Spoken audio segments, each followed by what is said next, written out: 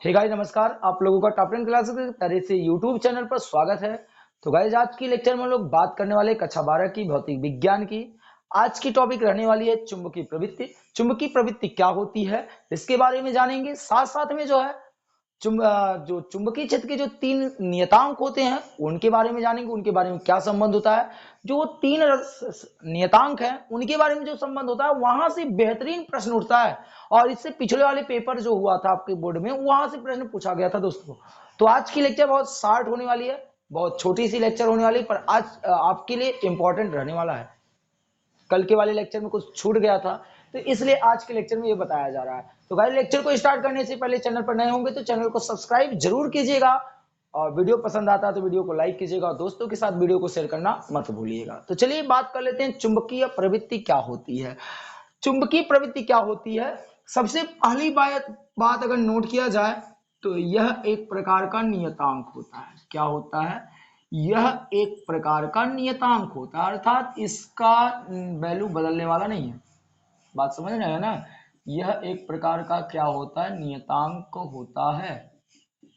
चलिए फिर उसके बाद जो दूसरी पॉइंट होती है, इसे इसे एक अजीब से अक्षर के द्वारा व्यक्त किया जाता है। वो अजीब सा अक्षर क्या है वो आप ध्यान से देखिएगा। वो अजीब सा अक्षर है काई। क्या है? काई। तो काई है दोस्तों, वो काई कुछ इस प्रकार बनता है। थोड़ा सा आप लोग को अच्छे से बनाना सिखा देते हैं कैसे बनता है। तो एक ऐसे करना है, फिर उसके बाद एक ऐसे कर देना, ठीक। तो इसे किससे व्यक्त करते हैं? काई से व्यक्त करते हैं। किससे व्यक्त करते हैं दोस्तों? काई से व्यक्त करते हैं। आप नाम जरूर भूल जाएंगे इस सिंबल का देखने के बाद। चलिए इसको हम लोग लिख देते हैं। इसे क्या कहते हैं? काई कहते हैं। क्या कहते हैं? काई से व्यक्त करते हैं। यह एक प्रकार का नियतांक होता है, इसे काई से व्यक्त करते हैं।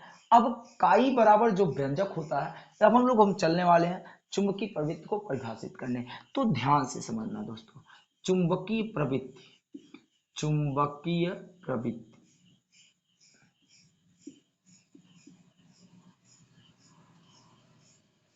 चुंबकीय प्रवृत्ति जो होती है, अजीब सी इसकी बहुत जबरदस्त डेफिनेशन।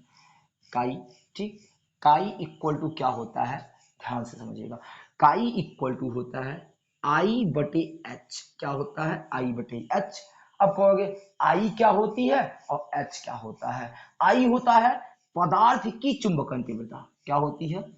पदार्थ की चुंबकन तीव्रता। क्या होती है दोस्तों? पदार्थ की चुंबकन तीव्रता। चलिए अभी परिभाषा भी आपको समझ में आ जाएगी।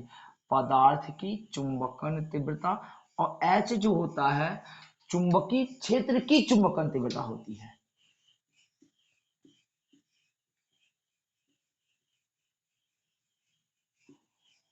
चुंबकीय क्षेत्र की चुंबकन तीव्रता।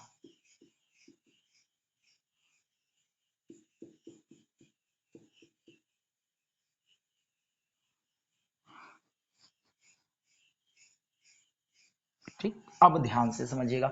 अब हम इसको परिभाषित कैसे करेंगे? अर्थात काई जो होता है वो आई अपान एच के बराबर होता है, और जो आई होता है वो पदार्थ की चुंबकन तीव्रता होती है, और जो एच होता है वो चुंबकीय क्षेत्र की चुंबकन तीव्रता होता है। अब ध्यान से समझिएगा, इसकी कोई मात्रक नहीं होती, इसकी कोई बीमा नहीं होती। ध्यान से समझिएगा, क्योंकि वहां भी तीव्रता है यहाँ भी तीव्रता है, चुंबकन तीव्रता ये दोनों दोनों अनुपातिक हो जाएंगे, कट जाएंगे, इसलिए इसकी कोई मात्रक बीमा नहीं होती। पर आप एक बात यहाँ से नोट करने वाली बातें क्या है कि मुझे चुंबकीय प्रवृत्ति को परिभाषित करना। चुंबकीय प्रवृत्ति क्या होता है? तो चुंबकीय प्रवृत्ति क्या होता है, ध्यान से।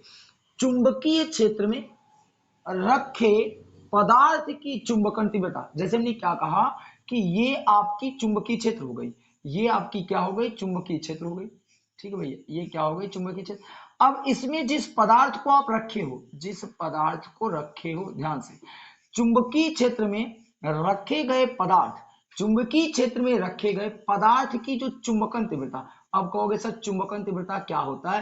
भाई आकर्षित करने की जो क्षमता होती है, आकर्षण होने की जो क्षमता होती है वो चुंबकन तीव्रता कहलाता है। तो इस पदार्थ की चुंबकन तीव्रता अर्थात आई, और ये जो चुंबकीय क्षेत्र है, जो मैग्नेटिक फील्ड है, इसकी चुंबकन तीव्रता अर्थात एच का रेशियो ही तो चुंबकीय प्रवृत्ति कहलाती है। तो चलिए चुंबकीय प्रवृत्ति की परिभाषा लिख देते हैं। एक लाइन की परिभाषा ही है, ध्यान से एकदम बेहतरीन तरीके से हमको केवल इतना दिमाग में रखना है कि काई इक्वल टू होता है आई अपान एच। आई होता है पदार्थ की चुंबकन तीव्रता और जो एच होता है वो चुंबकीय क्षेत्र की चुंबकन तीव्रता होती है। कैसे डिफिनीशन देंगे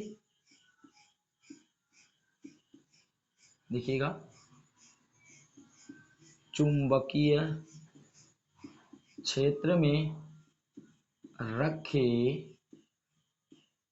पदार्थ की, चुंबकीय क्षेत्र में रखे पदार्थ की चुंबकन तीव्रता, पदार्थ की चुंबकन तीव्रता, ध्यान से क्या, पदार्थ की चुंबकन तीव्रता तथा चुंबकीय क्षेत्र जिस क्षेत्र में रखा गया है, तथा चुंबकीय क्षेत्र क्या, चुंबकीय क्षेत्र की चुंबकन तीव्रता, की चुंबकन तीव्रता का अनुपात, चुंबकन तीव्रता का अनुपात, चुंबकन तीव्रता का अनुपात चुंबकीय प्रवृत्ति कहलाती है, चुंबकीय प्रवृत्ति कहलाती है। क्या, चुंबकीय प्रवृत्ति कहलाती है। अब आपको ये डिफिनीशन नहीं भूलना है, हमेशा याद रखना है, हमेशा दिमाग में केवल एक चीज, chi equal to I upon H. I जो होता है जिस पदार्थ को चुंबकीय क्षेत्र में आप रख रहे हो, जैसे ये मार्कर रख दिया तो इसकी जो चुंबकन तीव्रता होगी और जो जिस चुंबकीय क्षेत्र में रखे हो उसकी चुंबकन तीव्रता, अर्थात जिस चुंबक के बीच में रख रहे हो, जिस दो चुंबक के बीच में इस पदार्थ को रख रहे हो, इसके आकर्षण होने की क्षमता, उसकी आकर्षित करने की क्षमता का अनुपात ही चुंबकीय प्रवृत्ति कहलाती है। इसे काई से व्यक्त करते हैं, यह एक प्रकार का नियतांक होता है। दोस्तों आप इसका एक स्क्रीनशॉट ले सकते हैं, अन्यथा अब हम लोग उधर चलने वाले हैं, उधर बातें करने वाले हैं। चुंबकीय क्षेत्र के जो 3 नियतांक होते हैं उनके बारे में संबंध ज्ञात करेंगे और एकदम जबरदस्त मोस्ट इंपॉर्टेंट हेडिंग है वो। कई बार एग्जाम में वहां से प्रश्न उठता है, कई बार एग्जाम में प्रश्न पूछा गया है। चलिए तो इसको मूव कर लेते हैं। अब आपकी टॉपिक क्या है,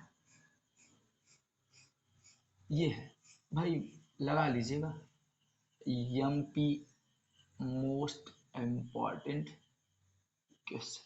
ठीक है भैया, ध्यान से। क्या है टॉपिक आपकी, क्या जानते हैं, एच बी व आई में संबंध क्या होता है उसको ध्यान, बहुत ही एकदम आसान तरीके से हम समझाएंगे, एकदम आसान तरीके से।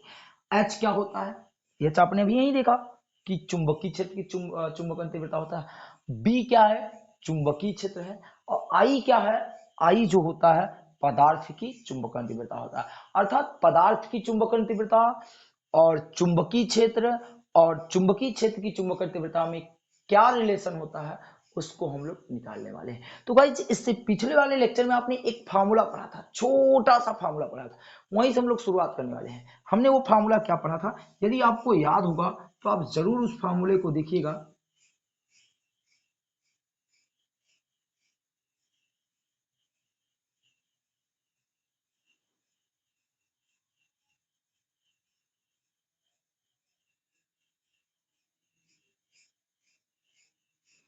आपने ये चीज जरूर पढ़ा है, धारावाही,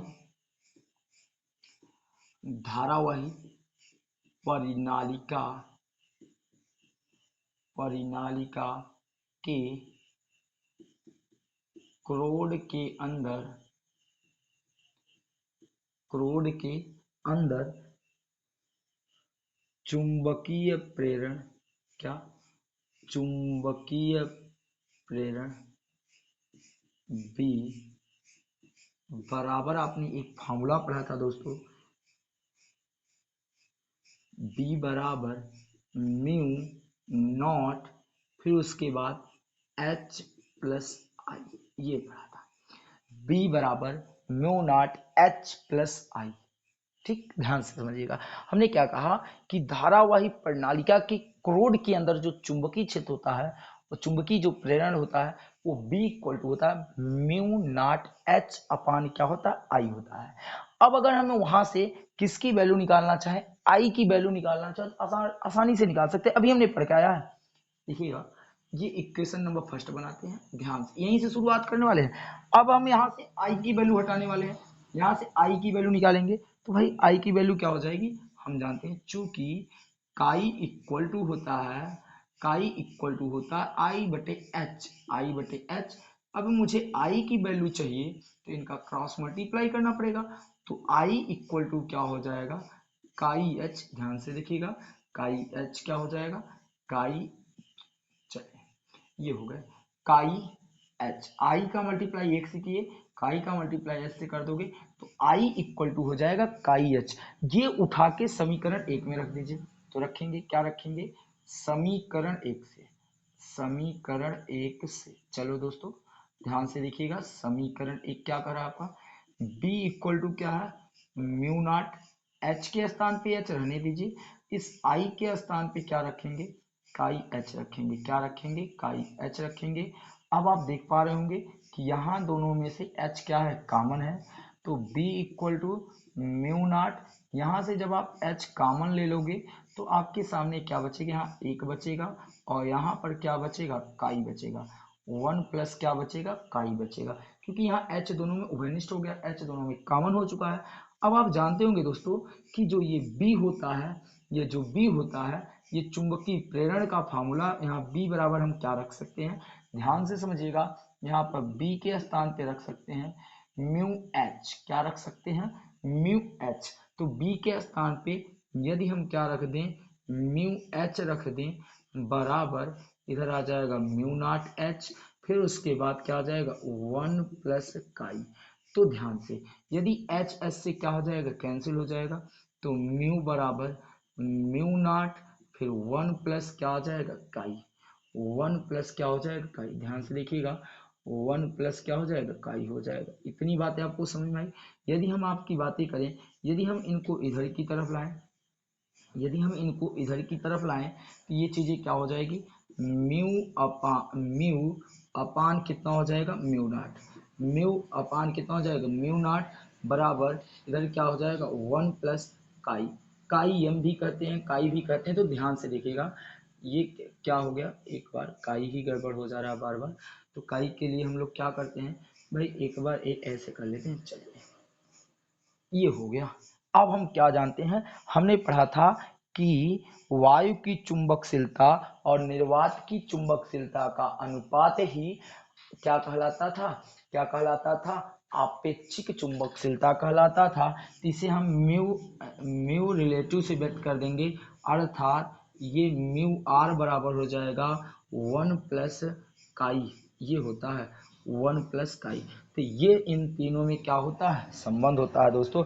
इस प्रकार आप यहाँ से ये देखिएगा, ये यहाँ से ये इसमें संबंध हो गया, एक संबंध यहाँ से निकल के आया, फिर उसके बाद आपका जो अगला रिलेटिव निकल के आया था वो रिलेटिव यहाँ से निकल के आया था, यहाँ से। ये तीन संबंध है, एक दो तीन, इन्हीं तीनों संबंधों से आपके जो बोर्ड पेपर में एक नंबर का जरूर जरूर क्वेश्चन पूछता है। एच क्या होता है, एच आपका होता है चुंबकीय क्षेत्र की चुंबकन तीव्रता, बी आपकी चुंबकीय प्रेरण है, आई क्या है, पदार्थ की चुंबकन तीव्रता है। इन तीनों राशियों में क्या संबंध होता है कि हम लोग इसको निकालने के लिए सबसे पहले शुरुआत करते हैं कि ऐसी कोई धारावाही प्रणालिका लेते हैं जिसमें हम लोग धारा को प्रवाहित करते हैं। तो उस धारावाही प्रणालिका के क्रोड के अंदर जो चुंबकीय प्रेरण उत्पन्न होता है उसका व्यंजक होता है B equal to mu naught H plus I होता है, ठीक। अब हम यहाँ से आई को हटाते हैं, आई जो होता है हम लोग इस फॉर्मूले से हटा दिए, आई इक्वल टू हो जाएगा काई इंटू एच, तो आई के स्थान पर हमने काई एच रखा यहाँ पर, आई इक्वल टू काई एच समीकरण। तो दोनों जगह से एच कॉमन था, एच जैसे हम लोगों ने कॉमन लिया तो बी इक्वल टू मिल गया mu naught H one plus काई, एक तो संबंध यहाँ पर मिल गया। अब हमने यहां से बदला B equal to mu H रखा, एच से एच कैंसिल किया तो ये म्यू के पदों में आ गए, mu equal to mu nought one plus chi आ गए। फिर उसके बाद म्यू नॉट को हम लोगों ने इधर की तरफ किया तो गुणा में उधर थे इधर भाग में आ गए, तो म्यू अपान म्यू नॉट बराबर वन प्लस काई, और ये म्यू अपान म्यू नॉट जो होता है आपेक्षिक चुंबकशीलता होती है जो म्यू आर से व्यक्त करते हैं, म्यू आर इक्वल टू क्या हो जाएगा वन प्लस काई। तो इस प्रकार गाइस इसका आप एक स्क्रीनशॉट ले लीजिएगा, और आज की जो शॉर्ट लेक्चर थी, जो छोटी सी लेक्चर थी वो यहाँ पर समाप्त होती है। आई होप कि उम्मीद करते हैं कि आपको आज की लेक्चर जरूर पसंद आई होगी। लेक्चर पसंद आया होगा तो वीडियो को लाइक कीजिएगा, चैनल पे नए होंगे तो चैनल को सब्सक्राइब जरूर कर लीजिएगा दोस्तों, और दोस्तों के साथ वीडियो को शेयर करना मत भूलिएगा। मिलते हैं आपको नेक्स्ट लेक्चर में, तब तक के लिए Jai Hind, Jai Bharat. Thank you all dear students.